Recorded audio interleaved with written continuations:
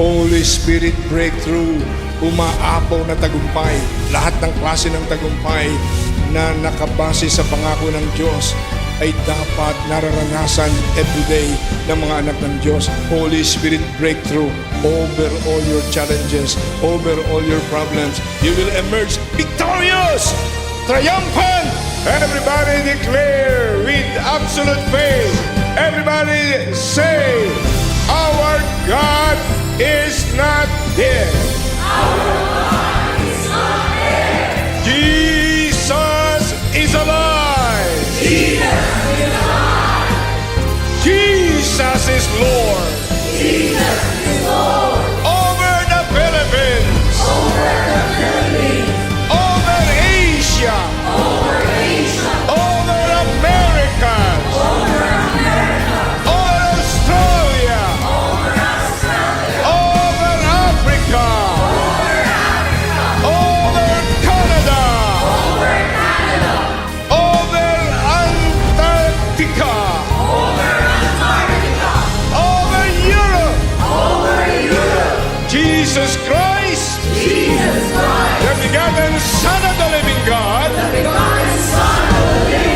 is Lord all over the world. Hallelujah, praise the Lord. Hallelujah, praise the Lord. Lord. At sige po, tayo po ay dumako po sa ating title. Sige po, pakibasa nga po. Washed and prepared by God's grace. Asa po ang ating mga hapon ulit? Absent. Ang ating mga hapon. Sergio ka. Shoni Zumi. Kami no me guminiyote. Tayo po. So, washed and prepared. Sino po sa atin ang nahugasan na po? Sino po sa atin nakapaligo na? Ngayong araw na ito. Di ba?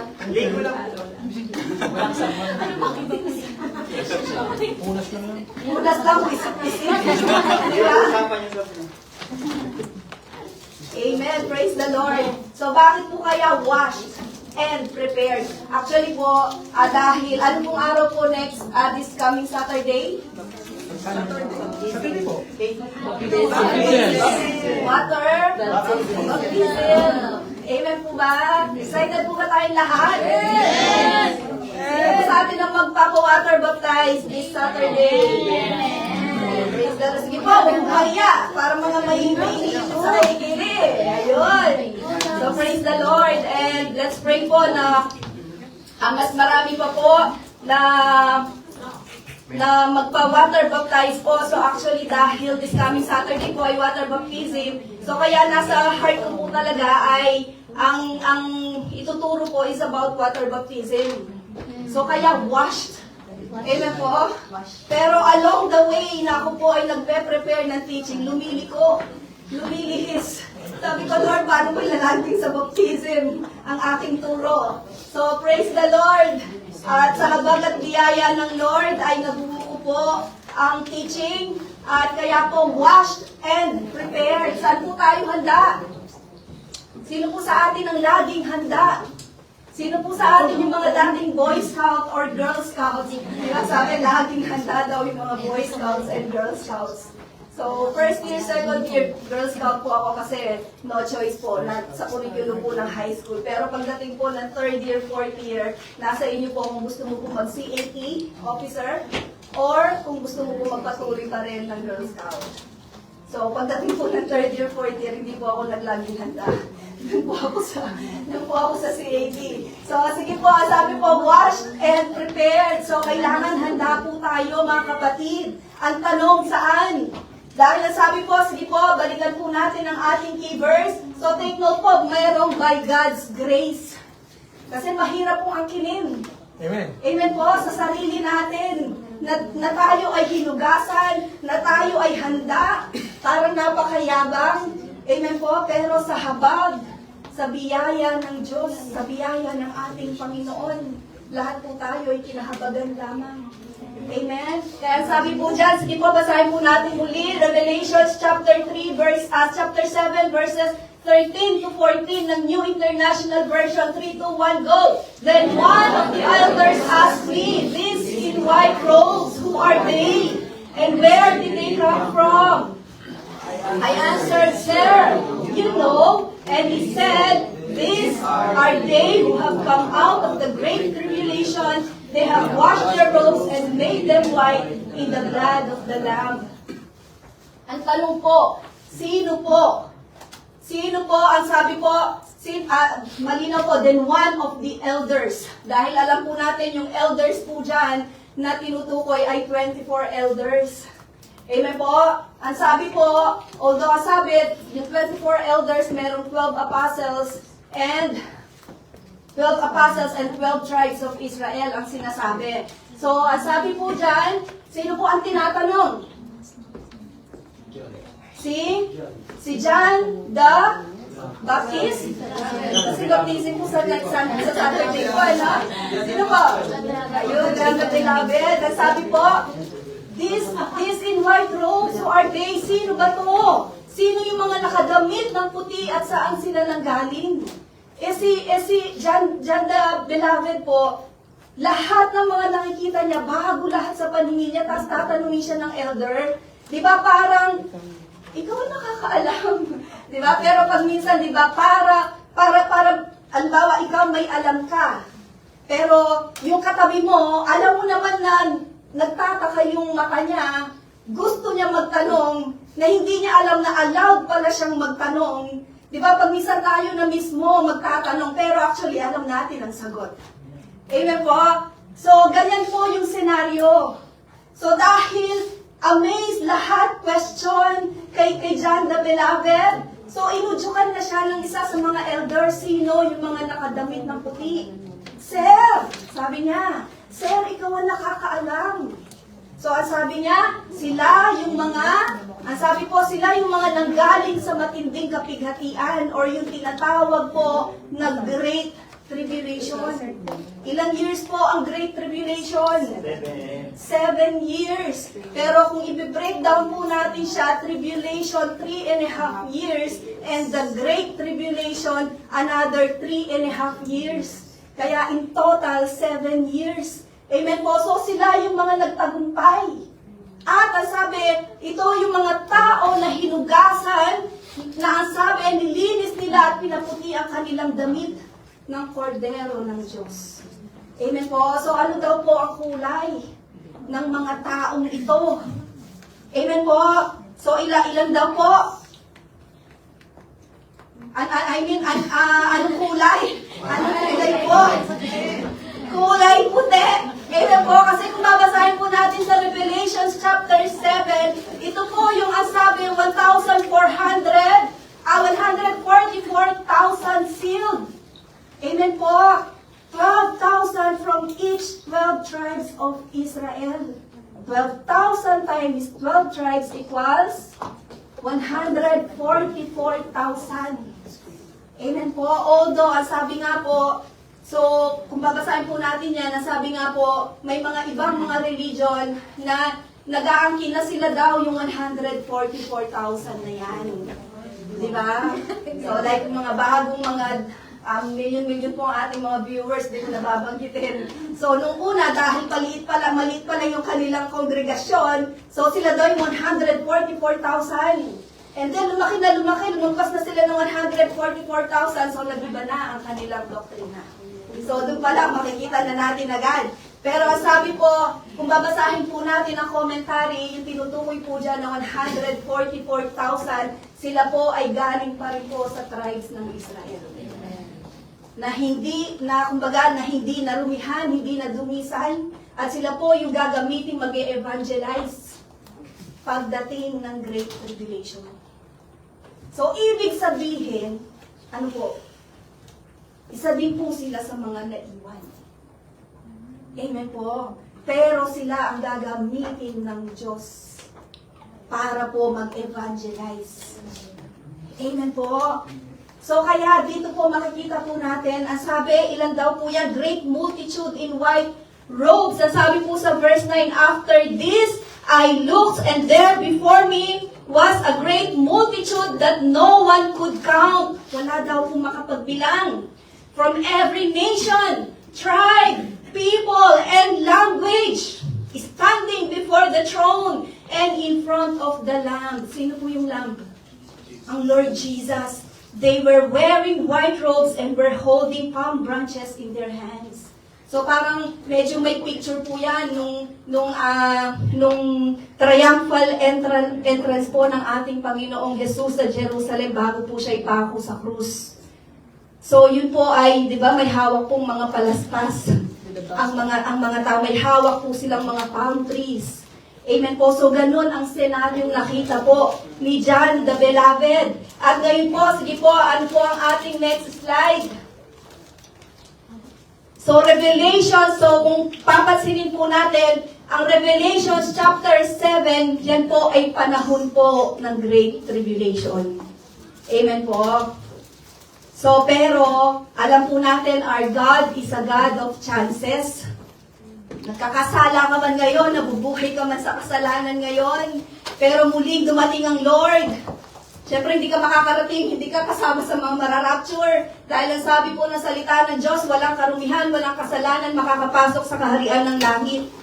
So, isa ka marahil sa mga makakaranas ng tinatawag na Great Tribulation. Pero napaka-importante po na maalala po natin, even tayo po ay maiwanan sa Great Tribulation, meron pa rin pong chance na makapunta pa rin po tayo ng langit. Amen po. Huwag po tayong sasamba sa Antikristo, kay Satanas. Amen po. Kahit mapugutan na po tayo ng ulo, huwag po nating itatakwil ang Lord Jesus, lalo na napakinggan na po natin itong aral na to. Sasabihin mo sa sarili mo siguro sa panahon ng Great Tribulation, Lord, ito yun! Ito yung tinuturo nila, Lord! Di ba? Lord, akala ko kasi joke-joke lang. Di ba? Lahat ng nakasulat po sa salita ng Diyos, lahat po ay mangyayari. Amen po. Kaya alalahanin po natin, meron pa rin chance na tayo pa rin po ay maligtas. Ganun po, ka-gracious ang Lord. Palakpakan po natin ang ating Panginoon. Pero siyempre, hindi po natin ine-encourage na tayo po magkasala ngayon. At maiwan na tayo ng tribulation, ay sige, may chance pa naman pala makapasok ng langit. So kaya po, Revelation chapter 7, verse 13 to 14, so meron po tayong disclaimer. Encourages us to, continue not on sinning. Amen po, wag po tayong magpatuloy sa kasalanan. At be not stagnant in our faith. Di ba? Paano po nagiging stagnant? Nung una ka po nakakilala sa Lord, ang init-init mo. Di ba? Ayaw mo na nakakapag-absent ka, lahat sinasalihan mo, hanggang sa naging, parang sa'yo, naging routine na lang. Hanggang sa wala na, naging flat ka na lang. Naging plato ka na lang. Amen po. At delay not in spreading Jesus. Kasi ang pinag-uusapan po natin dyan ay Great Tribulation. Pero hindi po natin nini-encourage ang bawat isa na maiwan sa Great Tribulation. Kasi sabi nga po ng Lord Jesus, sa panahon na yon, hindi mo na nanaisip na mabuhay pa. Gusto mo nang mamatay, pero hindi ka mamatay-matay. Ganon katindi sa Great Tribulation, mga kapatid. Kaya yung mga nakita po na may dalang mga naka-white robes na nilinis ang kanilang mga damit, hindi po biro-biro ang kanilang mga dinanas. Amen po. At sige po, next slide po. Ang sabi po dyan, so these are they who have come out. Sige, basahin po natin. Who have come out of the great tribulation. At they have washed their robes and made them white in the blood of the Lamb. At sabi po dyan, our goal is not to be saved in great tribulation, but to be saved while we are still here on earth. Mga kapatid, amen po. So bakit ko po nasabi yan? Kaya sabi ko po, hindi ko po ina-encourage na tayo po ay maiwanan sa panahon ng Great Tribulation. Bakit po? Dahil kailangan mas hangarin po natin na habang tayo po ay nabubuhay dito sa lupa, alam po natin na ligtas na po tayo. Mahirap po bang i-judge yun? Na alam mo na ligtas ka? Siguro nung wala pa po tayo sa Lord, mahirap po natin sabihin, ay basta ako, ligtas ako, mapupunta ako ng langit. Diba? Dati pag tatanungin ka, mapupunta ka ba ng langit? Hindi ko alam, ang Lord lang nakakaalam. Diba? Judge ba ako? Ako ba ang maghuhukom? Pero alam po natin, very detailed ang salita po ng Diyos. Amen po. Kaya meron po tayong manual. Amen? Meron po tayong manual na basta sinunod po natin ang mga nakasulat sa salita ng Diyos. Nagkaroon po tayo ng totoong relasyon sa ating Panginoong Jesus. Pakisabi po sa katabi, mapupunta ka ng langit. Mapupunta ka ng langit. Mapupunta tayo ng langit. Amen po. So kaya ano po yung next slide? Ang sabi po dyan, there is safer one. Sige po, importante po ito mga kapatid. There is safer one in preparing for the Lord's second coming. That is preparing for our homecoming in the Lord. Naunawaan po ba natin? Ano pong ibig ko pong sabihin dyan? Kasi dalawa po yung possible na pwede po tayong puri ng Lord. Una, alam po natin, kamatayan. Di ba po? Kamatayan. So, pag tayo po ay namatay, iniwan ng ating kaluluwa, ang ating katawang lupa, ang ating spirito ay didiretso sa Diyos. Mamaya kasama po yan sa mga Bible verses po natin. Pero, ano po, to be absent in the body is to be present in the Lord. Pag tayo po iniwan na po natin ang ating katawang lupa, ang ating kaluluwa po ay didiretso na po sa piling ng ating Panginoong Jesus. Amen po. Yun po yung tinatawag natin na homecoming. Homecoming in the Lord. Na pagdating mo ng langit, sasalubungin ka ng Lord. Well done, my good and faithful servant. Amen po. Pakitapik na po ang ating mga dibdib. Kung tayo po yun. Well done, good and faithful servant. Amen po. Nagsasalubungin po tayo ng Lord. Ngayon, ano naman po yung pinagkaiba ng second coming? Alam po natin ang second coming, yun po yung muling pagbabalik, ikalawang pagbabalik, pagdating ng ating Panginoong Jesus dito sa lupa. Amen po. So yan po ay muna po ay meron po muna sinatawag na rapture of the church. So yun po yung pinaghahandaan din po natin ngayon. Na anytime dumating man ang Lord Jesus, kunin lahat ng mga sumasampalataya sa Kanya, tayo po'y kasama sa mga ira-rapture ng Lord. Amen po. Nasabi po sa panahon po ng rapture, ay talaga pong yung mga damit po natin yung may iwan sa lupa. Amen? Kasi lahat po tayo ay magkakaroon ng grand reunion sa kalangitan. So kaya yung mga may iwan sa Great Tribulation, makikita nila yung mga mahal nila sa buhay, damit na lang. Na wala ng tao. Amen po.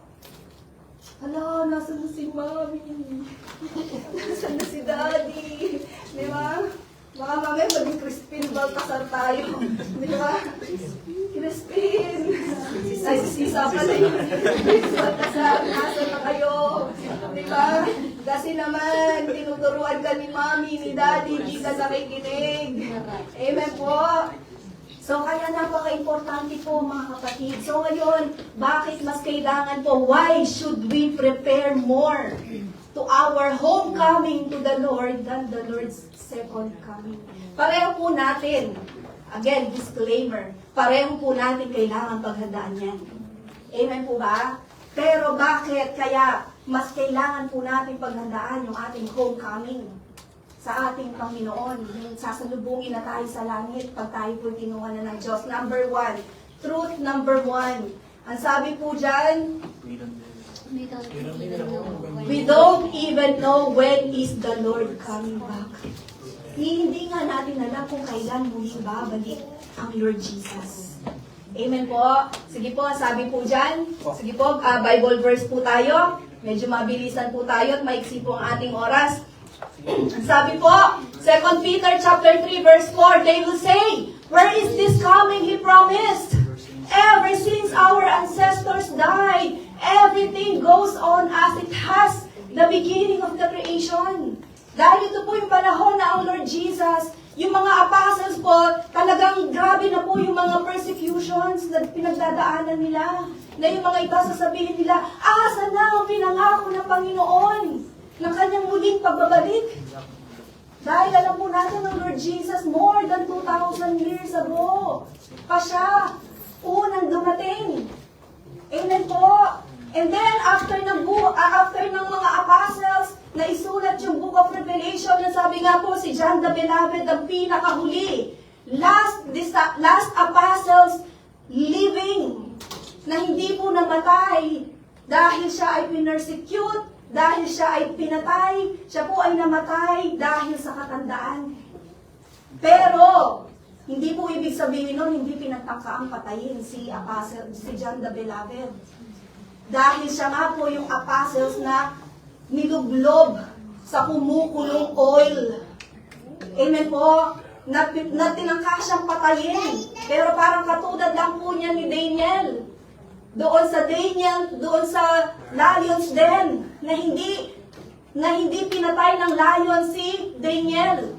So si John the Beloved, although nandun siya sa malaking butuan, kawa, na kumukulong oil, kumukulong mantika, hindi po siya na walang sugat, walang kahit na Kaya ano pong ginawa nila?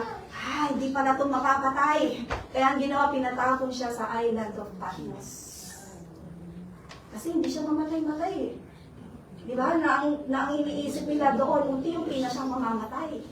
Pero doon na isulat ang Book of Revelation. Amen po. So kaya, ang sabi po, sige po, next slide. 2 Peter chapter 3 verse 8, but do not forget this. Sige po, basahin po natin. With the Lord, a day is like 1,000 years, and 1,000 years are like a day. So, ganun sa Lord. Hindi nagmamadali ang Lord. Ayan po, wala pong ultimatum ang Lord. Siya lamang po nakakaalam. Kaya sabi po, Matthew chapter 24, verse 36, about that day or hour, no one knows. Not even the angels in heaven, nor the Son, but only the Father. So take note, isa po ito sa mga binabatin ng mga hindi po naniniwala na ang Lord Jesus ay Diyos. Kasi kung Diyos daw siya, bakit hindi po alam ng Lord Jesus kung kailan yung kanyang second coming? Ang Diyos lahat alam. Amen po. Ang nababasa ko po sa mga komentaryo, explanation po dyan, because at this time na sinulat po ito, ang Lord Jesus ay nasa katawang tao. So at this point in time, na sinasabi ng Lord na even the Son di niya alam kailan siya muling babalik. Pero ngayon na siya ay nasa piling na ng Diyos ang mga muli, alam ng Lord Jesus kung kailan siya muling babalik. Amen po? So kaya po, kung paghahandaan po natin, kung ang isip natin, yung rapture, second coming ng Lord, more than 2,000 years ago na po muling yung unang pagdating ng Lord, pero hanggang ngayon, dami po naghihintay ng kanyang muling pagbabalik. So ano pa po, bakit mas kailangan po na mas pagandaan yung homecoming natin sa Lord? Truth number 2. Ang sabi po dyan, truth number 2, we know for sure that we will depart on this earth. Ako ibig sabihin nun, na tayo po lahat ay mamamatay. Huwag na po natin sabihin sa katabi na, mamamatay sa atin.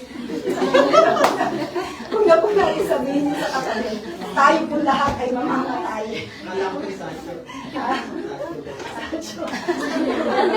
Mamamatay tayong lahat, mga kapatid. Huwag ka na tumingin sa katabi mo.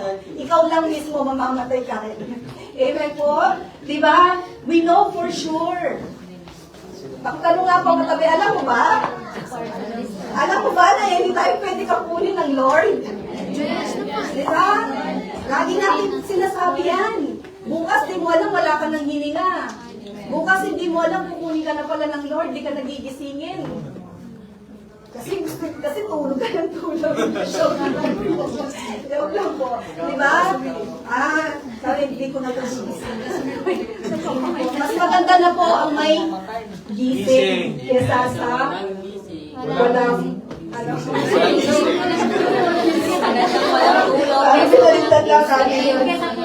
kesa sa puro tulog. Ayun po. So, di ba? James chapter 4 verse 14. Why?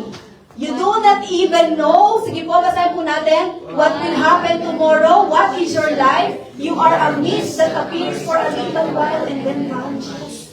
Di ba? Sabi po ni James, ni Santiago, na half-brother ng ating Panginoong Jesus, na ang buhay po natin ay parang singaw lang. Ay parang usok lang dito sa lupa. Ngayon, nandiyan ka, bukas wala ka na. Amen po. So, ano po mas dapat paghandaan? Homecoming or yung second coming? Second coming. Sige, kulang pa. Truth number 1, truth number 2, second coming pa rin daw mag-aaral. Sige, truth number 3 po tayo. Para ma-convince po tayo na homecoming talagang kailangan natin paghandaan. Number 3, our time is short and we can even extend it. May silang po ang ating buhay. Ni hindi nga po natin kayang, hindi nga po natin kaya, parang meron po akong nanaktawan na Bible verse sa number 2. Importante din po ito. Ecclesiastes chapter 12 verse 7. And the dust returns to the ground it came from, and the spirit returns to God who gave it. So ito po yung nabanggit ko po kanina. Once tayo po ay namatay, automatic ang ating spirito ay babalik sa Diyos. At ang ating kaluluwa ay siya po ang hahatulan. Amen po. Kaya truth number 3, our time is short and we can even extend it. Sino po sa atin nakapagpahaba na po ng ating buhay? Meron po ba? Ginamit mo na lahat ng iyong mga salaki. Di ba? Pero ganda doon lang talaga ang buhay mo, kapatid.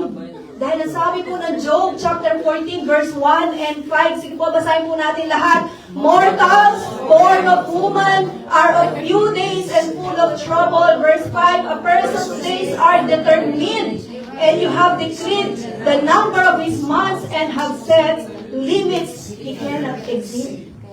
Amen po, ilang weeks po sa isang taon?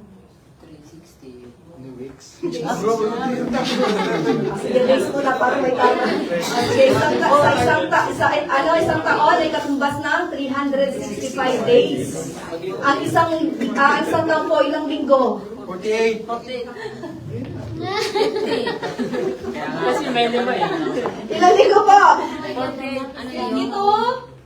52 weeks. Ayan po. So, kung ilang taon ka na po ngayon, times mo po yan ng 52. Yan po yung edad mo sa weeks. Amen po. So, ang Lord, nagsabi po, dinikri niya na po kung ilang buwan. Amen po. Kung ilang buwan, ilang araw, ilang linggo ang ating buhay. At ang sabi po, He sets limits He cannot exceed. Amen po. At ano pa po ang sabi? Matthew chapter 6 verse 27. Ang sabi po dyan, Matthew chapter 6 verse 27, can anyone of you by worrying add a single hour to your life? Amen. Nakapag-alala mo. Di ba? Kaya mo bang pahabain kahit isang oras lang ang iyong buhay? So isipin po natin, kanina pinag-uusapan ko, araw, buwan. Ngayon, oras na lang na sinabi ng Lord Jesus. Wala pong makakapagpahaba ng ating buhay kahit sino. Amen po, pag kinuha na po tayo ng Lord, you just as not. Praise the Lord po kung kasama po tayo doon po sa tinatawag po na last minute salvation. Or yung tinatawag na saved by the bell. Diba? Sino po saved by the bell sa Bible natin? Last minute salvation, sino? Yung ano, Yung kasama po ng Lord Jesus na nakatapo sa krus. Na sinabi niya, Panginoon, diba, isama mo ko. Ngayon din ay Diba, ano po sabi ng Lord, ngayon din, isasama kita sa paraiso. Amen po. Ngayon din. Amen po. Ang sabi po ng Lord Jesus. Kaya, at ano pa po, so ano na po, okay na po tayo, homecoming na po ba tayo? O second coming pa rin po yung hihintayin po natin? So homecoming, sige meron pa po last, truth number 4. Ang sabi po dyan, sige po, truth number 4, after every physical death is immediate judgment. So yun po yung masaklap, kapatid. Wala pong 40 days. Wala po yung ipapanalangin ka ng mga mahal sa buhay para makarating ka ng langit. Amen po. Wala pong purgatorio, mga kapatid. It's just heaven and hell. Amen po. Langit at infierno lang po, kapatid. Wala pong at saka. Diba? Wala pong gitna. Amen po. So kaya sabi po, after every physical death is immediate judgment. Hebrews chapter 9, sige po. Ang sabi po dyan, Hebrews chapter 9, verse 27, just as people are destined to die once, and after that, judgment. Amen po.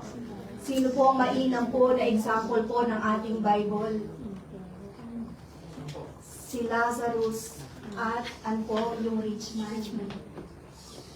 Hindi na po natin bahabayan ng story. Si Lazarus po, siya po ay isang naghihirap. Nasabi siya po ay nandun lamang sa tarangkahan nung mayamang lalaki. Hindi man lang siya matapunan ng pagkain or ng mumog nung mayaman na lalaki. Kaya nung time na dumating na sila po ay pareho nang namatay, doon po nakita yung immediate judgment. Dahil immediately, yung mayamang lalaki na walang awa sa kanyang kapwa, na hindi tumutulong, na I believe wala din Diyos. Walang Jesus sa kanyang puso. Ano po, dumiretso po siya sa Hades.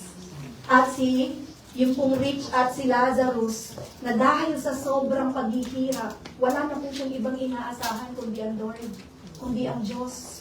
Siya po ay dumiretso doon sa bosom ni Abraham. Amen po. Sa bosom ni Abraham, na alam po natin ngayon, yung bosom ni Abraham, wala na po yun. Kasi lahat po nung nandoon sa tinatawag na bosom ni Abraham, lahat po ng mga kaluluwa doon, kinuha na po ng Lord Jesus, dinala sa langit kapiling niya. Nung siya po ay, nung sinabi niya po, it is finished, doon sa cross of Calvary. Amen po. So ngayon, ano na po yung paghahandaan po natin? Homecoming or second coming po ng Lord Jesus? So homecoming, kasi kahit bukas, pwede po tayo ulit ng Lord. Amen po, dapat handa po tayo lagi. Kasi mas maganda na po naiwan ka sa tribulation. Bakit? May second chance. Pero pag hindi pa dumadating ang Lord Jesus at kinuha ng Lord Jesus ang buhay mo at wala ka sa Kanya, wala pong second chance yun, kapatid. Ang hihintayin mo na lang yung tinatawag na eternal death. Kasi ang sabi, even Hades ay ibubulid sa dagat-dagat ang apoy ng impyerno or yung lake of fire. Amen po. So kaya ano po pinaka-application po natin sa Revelations chapter 7 verse 14. So ang pinaka-application po natin dyan, so balik po tayo muli. Ang sabi po, Revelations chapter 7 verse 13 to 14, ang sabi po, these in white robes, who are they? Where did they come from? Ang sabi po, sir, you know, he said, sige po, basahin po natin, these are they who have come out of the great tribulation, they have washed their robes and made them white in the blood of the Lamb. So, kitang-kita po agad kung ano pong application po natin dyan. Ano daw po? Sige po, pakita po natin. Ang application po natin dyan ay, sige po, sabi po, Sige po, next slide. So, life applications. Sige po, next slide. Ang sabi po dyan, they washed their robes in the blood of the Lamb.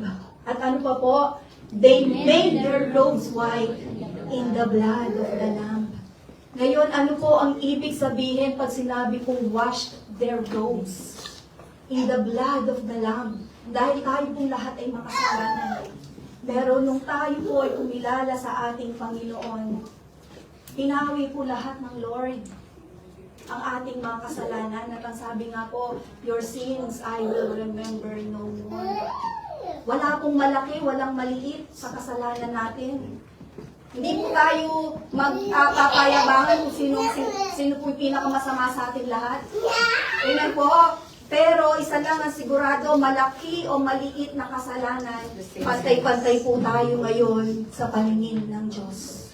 Amen po. Na tayo po lahat ay nilinis ng dugo ng ating Panginoong Jesus. At pagka sinabi naman po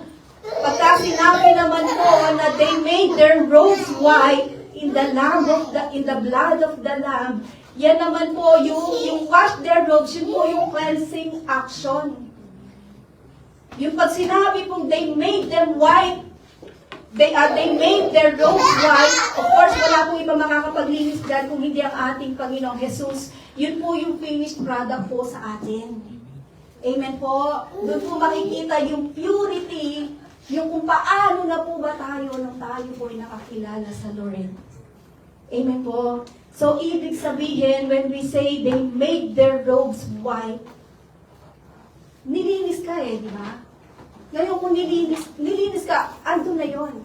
Pero yung maputi yung damit mo, kung paano mo mapapanatiling puti yung damit mo, yun ang ating active na response. Yun po yung ating ginagalawan ngayon.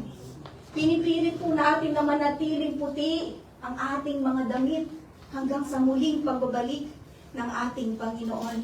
Naunawaan po ba natin, mga kapatid? At ano pa po, sabi po dyan, sige po, Isaiah chapter 1, verse 18, sige po, medyo mabilisan na po tayo. Come now, let us settle the matter, says the Lord. Though your sins are like scarlet, they shall be as white as snow. Though they are red as crimson, they shall be like wool. Kahit gaano pa kapupulang yung mga kasalanan, kayang paputiin yan ng Lord. Nakasing puti ng niebe, nakasing puti ng tupa. Amen po. So wala na pong bahid sa atin yung mga dati nating kasalanan. Hebrews chapter 9 verse 14. Ang sabi po dyan, how much more then will the blood of Christ, who through the eternal Spirit offered Himself unblemished to God, cleanse our consciences from acts that lead to death, so that we may serve the living God. Sipin po natin, nilinis po tayo ng dugo ng ating Panginoong Jesus. Amen? Na ang sabi, na yung mga gawa natin na dapat ay mapupunta na tayo sa dagat-dagatang apoy ng impyerno. Pero tinubos po, pag sinabi po kasing that leads to death, yan po ay eternal death, or impyerno, or lake of fire. Pero ano po, nilinis po tayo ng dugo ng ating Panginoong Jesus, na ngayon, tayo po ay nakakapaglingkod pa sa ating Diyos. Pakisabi po sa katabi, congratulations. Tayo po ay nilinis ng Diyos. Amen? So kaya paano po natin mapapanatili ngayon? Nilinis na tayo, nilabhan na tayo, di ba? Kinula na tayo ng Lord. Hindi natin alam kung anong clothes pa yung ginamit ng Lord sa atin para mapaputi lang tayo. Pero, ang tanong kung paano po natin mapapanatiling puti yung ating mga damit. Amen po. Kaya ang sabi po dyan, 1 John chapter 1 verse 7, but if we walk in the light, as He is in the light, sige po, basahin po natin, we have fellowship with one another, and the blood of Jesus His Son purifies us from all sins. Amen po. Kung namumuhay tayo sa liwanag, gaya niya na nasa liwanag, ang Lord Jesus po yun, mga kapatid. Amen. God is light.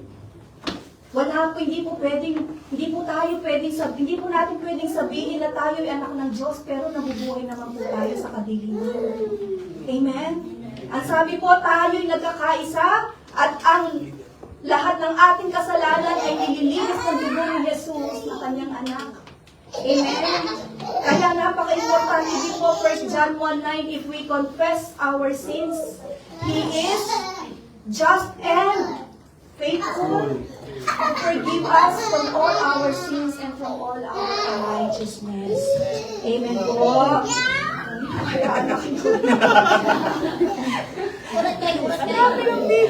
Diba?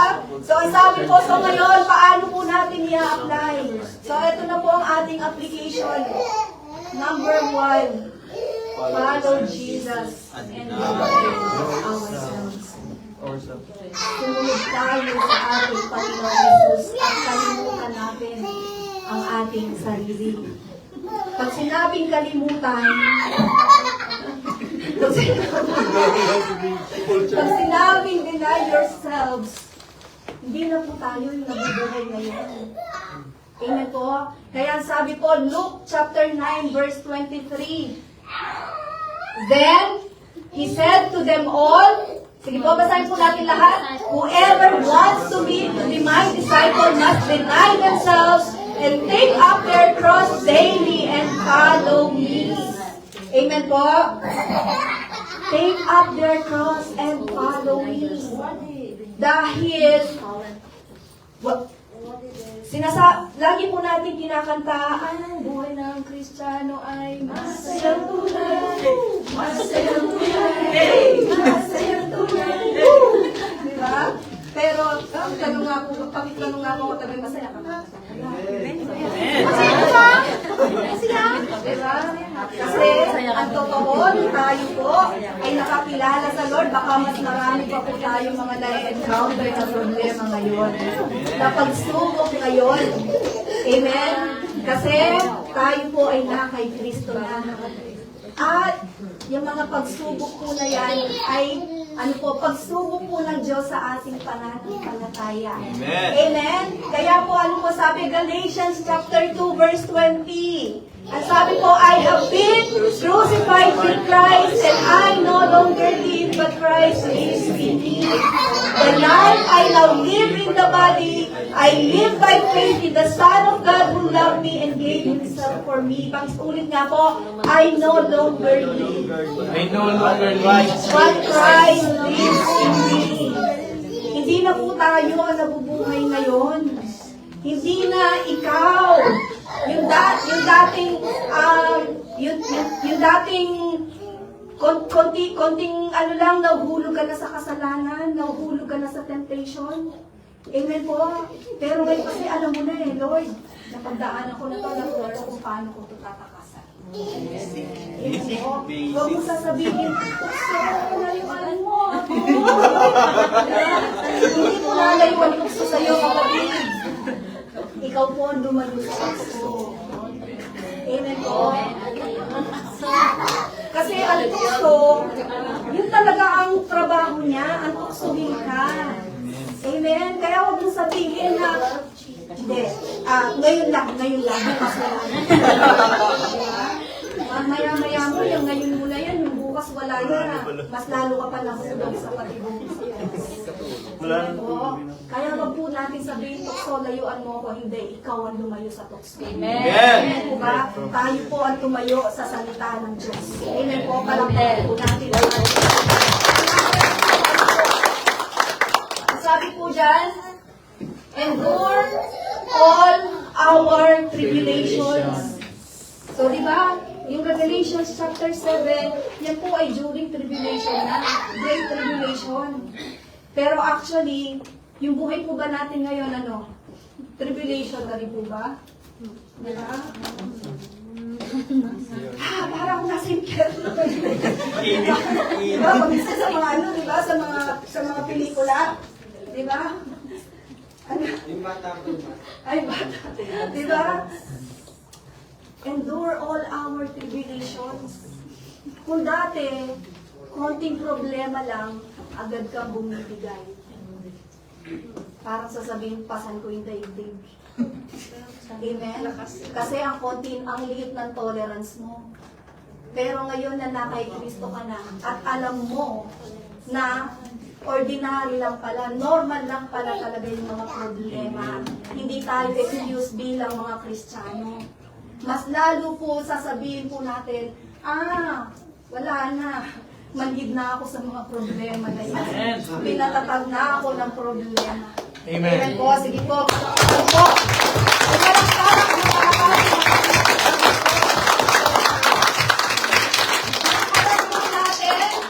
parang bukas, pwede na tayong kunin ng Lord. Anong problema mo na yan, pwede mong iwan. Amen. Amen po.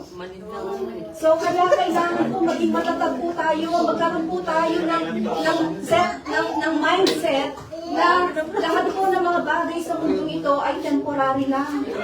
Kasama ka doon sa kanya. Amen? At alam po natin, ang Lord, hindi po tayo bibigyan ng problema na hindi po natin kakayanin. Amen? Kaya ang sabi po, John chapter 16, verse 33, ang sabi po, sige, basahin po natin 3, 2, 1, go. These things I have spoken to you, that in me you may have peace. In the world you will have tribulation, but be of good cheer, I have overcome the world. Diba? Pagkasama po natin si Kristo, napagtagumpayan na nga po niya ang mundong ito. Amen. Kaya mapagtatagumpayan din po natin ang mundong ito. Kung ang Lord Jesus nga, siya nga mag-isa lang eh. Tayo, kasama natin ang Lord. May kasama ka, kapatid, ang Lord Jesus. Diba? Although sabi nga, narinig ko lang din tong kwentong ito, isang kwento sabi, ay gasgas na daw tong kwento ito, kaya sasabihin ko din na, baka gasgas na talaga tong kwento ito. Diba?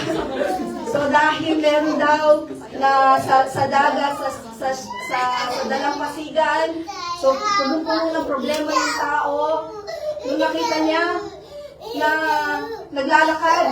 Alam niya siya lang ang naglalakad, pero nakita niya may kasama siya. Diba po? May kasama siya. And then, nung nalalangin siya, ni-reveal ang kasama pala niya naglalakad ng Lord Jesus. And then, dumating na naman ang mga problema. Naglalakad na naman siya. Namigati yung puso niya. Sabi niya, bakit wala na akong kasama naglalakad? Kasi nakita niya footprints, 2 lang, hindi na 4. And then, i-reveal ng Lord sa kanya, pinasan na pala siya ng Lord. Amen.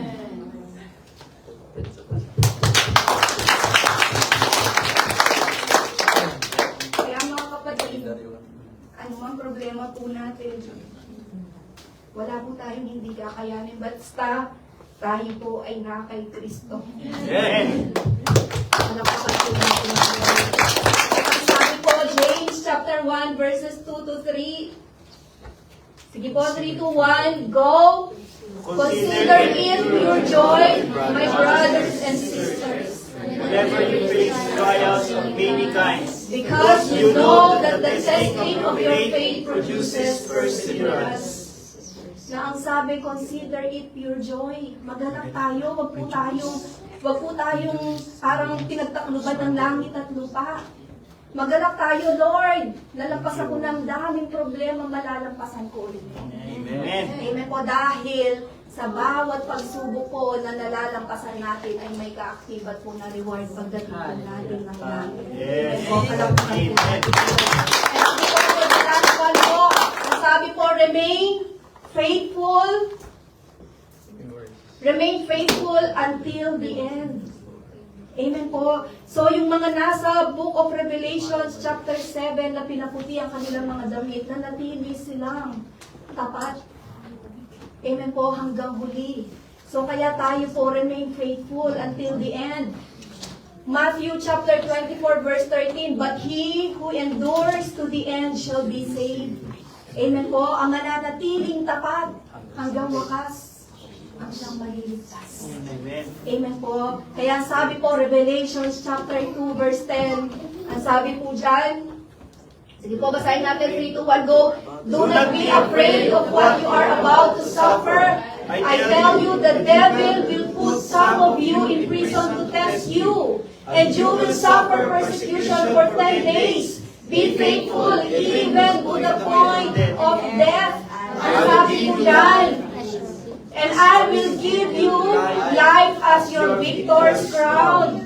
So yung Revelation chapter 2 verse 10 ay message po ng Lord sa mga taga-Smyrna. Pine-persecute sila. Di ba natatandaan po natin sino yung mga Smyrna? Lagi silang ini-ismiran. Di ba? Lagi silang kumbaga, dami nilang persecutions na napagdaanan. Pero take note mga kapatid, Revelation chapter 2, yan po ay message pa ng Lord sa mga churches. Ibig sabihin sa atin pa yun. Kasi from Revelation chapter 1 to 3, nandun pa ang church. Pagdating ng Revelation chapter 4, hindi mo na po mababasa ang church. Bakit? Kasi ang church nasa langit na. Na-rapture na. Amen po, na-rapture na tayo. Kung tayo po ay madadatnan ng rapture of the church. Amen? So kaya ang sabi po dyan, wag po tayong matakot kahit anumang pagdaanan po natin. Anumang pag-uusig na malapit mong danasin. Amen po. Anumang persecutions, wag po tayong matakot. Pakisabi po sa katabi, wag kang matakot. Sige po. At bago po tayo dumako sa conclusion, pwede po ba natin pakita yung mga first three? Sige nga po, te, mula po sa mga umpisa, konting review lang po. Sige po, mula sa umpisa.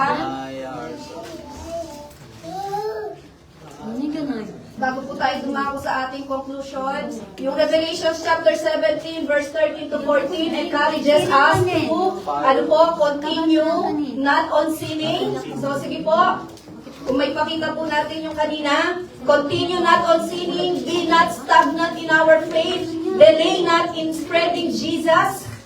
Amen? Because, sige po, ang sabi po, our goal is not to be saved, in great tribulation, but to be saved while we are here on earth.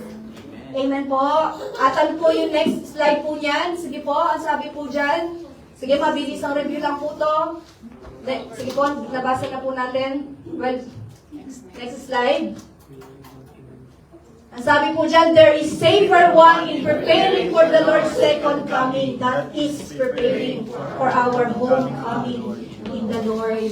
Amen po. Kaya sa ating conclusion, sige po at bumalik po tayo sa ating conclusion. Ang sabi po dyan, conclusion, Revelation chapter 22 verse 14. Blessed are those who wash their robes, that they may have the right to the tree of life, and they may go through the gates into the city. So ito po ay, last chapter na po ng ating mga Biblia. Ito na po yung kabanata na sasabihin ng Lord ay ang coming soon. At ang sabi ni John the Beloved, yung sinatawag ng Maranatha, come Lord Jesus. Amen? Pero sabi, yung mga nagtagumpay, blessed are those who wash their robes by the blood of the Lamb. Kasi mayroon na po silang right to the tree of life. And makakapasok na po sila doon sa tinatawag, yung gates through the gates into the city, yan na po yung tinatawag po na the New Jerusalem, the new heaven and the new earth. Makakapasok po tayong lahat doon basta mapanatili po natin ang ating mga damit ay naputi, kapatid. Kaya sige po, conclusion, letter A, ang sabi po dyan, washing and whitening of robes cannot be done by any religion, good works, or any status in life. Amen po, wala pong iba makakagawa niya. Sino lang po? Only the Lord Jesus. Amen po. Only the Lord Jesus po ang makakagawa po ng letter B. Ang sabi po dyan, we are washed through our faith in Christ and being made white or new as Christ manifests in our lives. Amen po. It is by the grace of God that we are saved, not because of our works. Amen po. At ano po, sabi po, 2 Corinthians, ano po, chapter, 2 Corinthians, na sinabi po,